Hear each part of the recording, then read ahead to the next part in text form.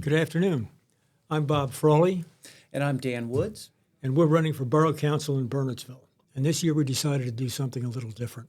We're sponsoring a series of podcasts where we talk about local issues, what's important to us, and what we would like to do about them. We're also going to give you some feedback, a link so that you can comment, ask any questions, send a few insults, whatever you'd like to do. We'll be happy to respond to them. Before we get started, Dan? My name is Dan Woods. I am running for Bernardsville Borough Council. I have been a resident of Bernardsville for over 10 years now. My wife, Nicole, is a member of the Friends of the Bernardsville Library Board. I have 3 children in the Bernardsville Public Schools, 2 sons at Bernardsville Middle School, and a daughter at Bedwell Elementary. I'll throw it back over to Bob so you can introduce yourself. Yes. A lot of people know me. I've been involved locally. I've been in town since 1984. I've been involved in a number of different activities. Currently, I'm on the advisory board of Community in Crisis, which is a Bernardsville-centered group that helps prevent and help people recover from addiction. I'm on the board of directors of Main Street Bernardsville, which is a local group that encourages events for downtown and encourages people to come downtown, spend time downtown, and support local businesses. That leads us really to our first issue, Dan. Today we're going to discuss the 800-pound gorilla in the room, which is downtown development. And Dan, we're going to discuss first the Palmer Project. Basically, the Palmer Project is a done deal. What did we learn from the Palmer Project? And how can we make sure that it doesn't happen again? Exactly, Dan. Go ahead. This is a big issue for me. This is really one of the reasons that I decided that I wanted to run for Borough Council. I feel that a lot of mistakes were made during the process of awarding this agreement to the Palmer Group, and we are now going to be reaping the effects of those poor decisions. We've now got a 65 condo unit at the corner of Mount Airy. I think that's right. And as we both know, as anyone in Bernardsville knows, this is one of the busiest intersections in the entire borough. Traffic in the afternoons mounts up onto Mount Airy Road several blocks, and it takes, can easily be a good 10 minutes to get through that intersection some days. Pushes all the way back up to some of the turnoffs to the Kiwanis baseball fields. It's a nightmare. And with 67 additional units there, delivery vans, garbage trucks moving in and out of there, it's just going to be a colossal mess at that intersection. And there's no real way to improve that intersection either. I mean, there's a 2-lane bridge over the railroad tracks. That's not going to be expanded. The county road's not going to be expanded. So we're looking at a nightmare traffic situation there. Not to mention a gigantic apartment complex that is completely out of scale with everything else in downtown. I think that the lack of concern and care that the Borough Council put forth when we had numerous citizens coming forward and expressing their disdain for this project really upset me and caused me to think that we needed to have new leadership on the council, someone who's more receptive to feedback from the community. And Bob, I don't know how you feel about it, but I would imagine that your thoughts are similar. I would jump in and talk about the pilot, which, for those of you who don't understand the acronym, it's a payment in lieu of taxes. It's essentially a sweetheart tax deal that was given to the developer, where the developer makes certain payments that go to the borough, but no contribution to the schools or the county. Or to the county. Mm-hmm. So, when you look at your tax bill, you'll pay X dollars, and I think it's roughly 2/3 or so for the goes school. to the school.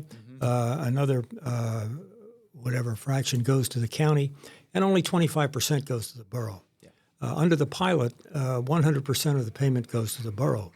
which is but good. it's also not the same level Right, either. right. That's right. It's a sweetheart deal. It's a sweetheart deal, and it lasts for 30 years. That's right. And none of it goes to the schools, which means the people, the rest of the town is still going to have to support the schools, even though this big project with 65 units? Yeah. units is not paying for the schools. So that's a sweetheart deal. And I, for one, I will not vote for a pilot. Bernardsville is not some industrial wasteland where we have to give deals to get people to come in and build buildings. Yeah, prior to moving to Bernardsville, my wife and I lived in Jersey City for almost 10 years. And we saw every single project being built in Jersey City being awarded either a 20 or 30-year pilot.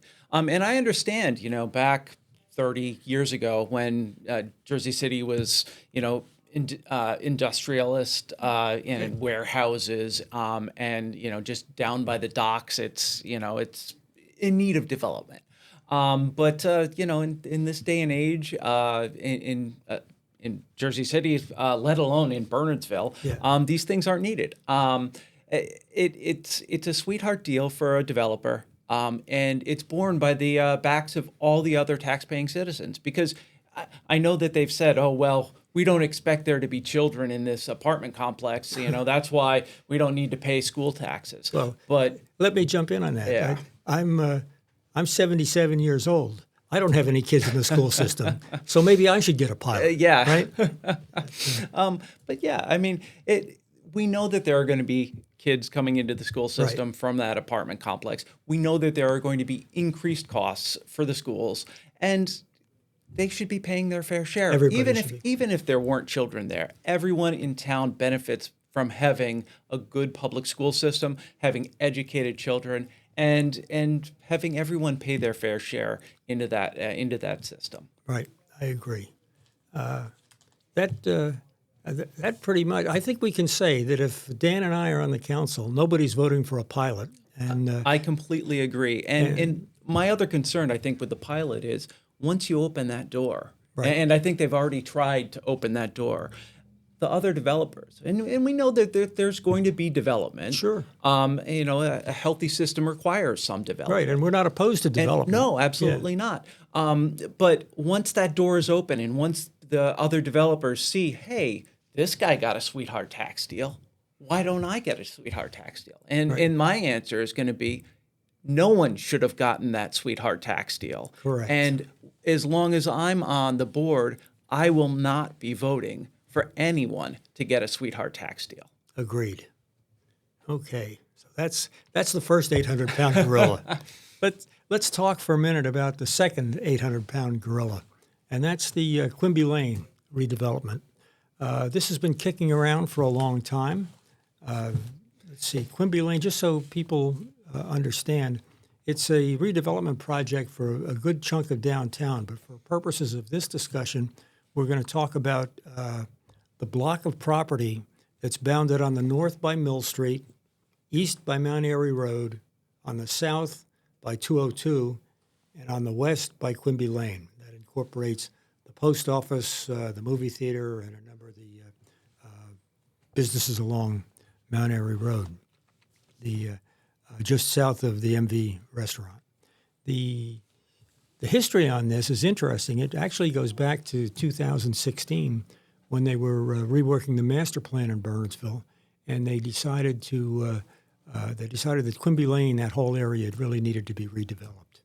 And they studied it, and in January of 2020, they adopted an ordinance that declared the Quimby Lane area to be an area in need of redevelopment, which opened up a lot of avenues for redevelopment. In September of 2020, they adopted the redevelopment plan that had been worked on for a number of years. In August of 21, Advanced Realty was named as the sole developer of the redevelopment area. In January of 22, after some negotiation, a contract was signed with Advanced Realty, which included, in 2022, 11 redevelopment milestones, none of which have been accomplished. As examples, the redeveloper was supposed to gain contractual control of all property necessary for the development within 9 months. Now, that may have been an overstatement or trying too hard. The fact is that in that piece of property that I had described, there's 25 separate pieces of property, and I think something like 20 or 21 different owners. So the developer had to acquire all those properties within 9 months. Probably, not easily done. Ambitious. Yeah, but, ambitious is a good word.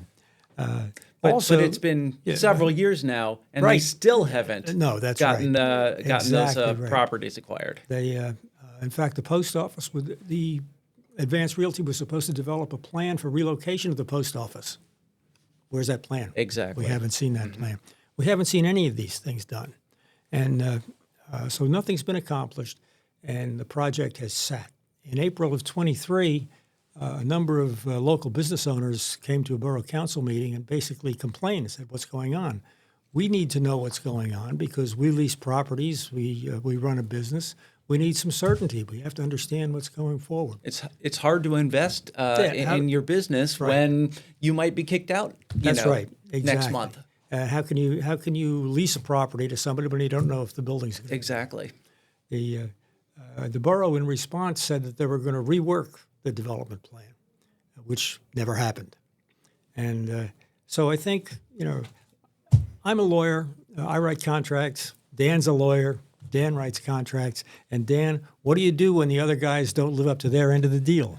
You cancel the contract. Exactly. And we have the right to cancel the contract. In fact, when the borough named AR back in August of 21, they said it's in the minutes of the borough council meeting that if AR doesn't do their job, we can replace them. Absolutely. Well, it's time to replace them. It's time to sit everybody down and get this restructured. They have had years to fix this. Exactly. And they haven't made progress. No, and there's been no report. I know about a year ago they were talking about having Advance talk to another developer in the area about splitting up the properties or getting consolidated.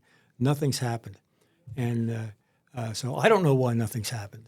Yeah, but I think this is a good reason, we can explain to the people of Bernardsville, hey, if you see an empty store in this area, that's the reason. Right.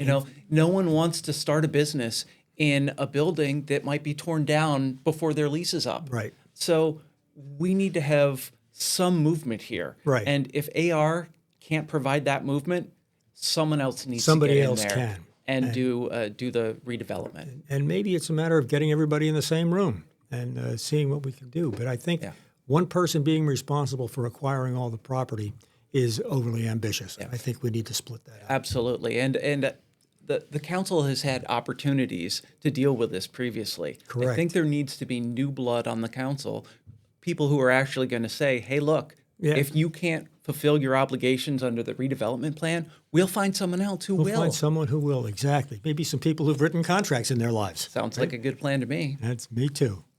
Let's see, I think, anything else, Dan? I think we might have covered the waterfront here in terms of the redevelopment. Yeah, the only thing that I would say is that, Bob, you and I aren't opposed to developing things. As you've said, we need to fix some of these storefronts that are some of these buildings that are in need of redevelopment. Right. I think we just believe that it needs to be done responsibly. You can't just take in a neighborhood of two-story homes and plop a 4-story apartment building complex there.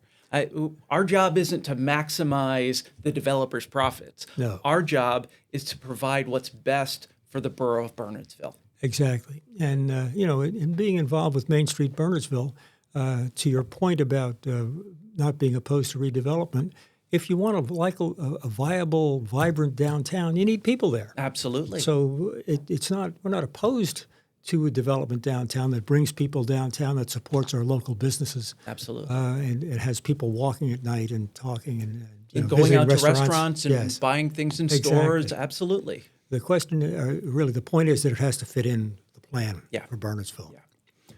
And so that's what we think. Tell us what you think. Absolutely. You can visit us on BernardsvilleDemocrats.org, look at the menu at the top. You'll see a link for contacts. Write us an email. Tell us what you think. Good, bad, indifferent. We're lawyers. We don't insult very easily, so please feel free to go out and I've got give us 3 kids. You can't call me anything that I haven't already heard.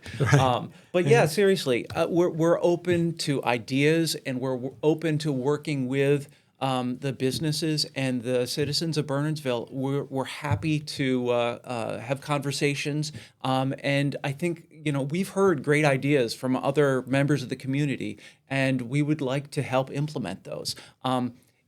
We're not beholden to anyone. We don't have any development interest here. We're not interested in giving sweetheart deals to someone who's going to knock down a 2-story building and plop a 65 unit condo in its place. Exactly.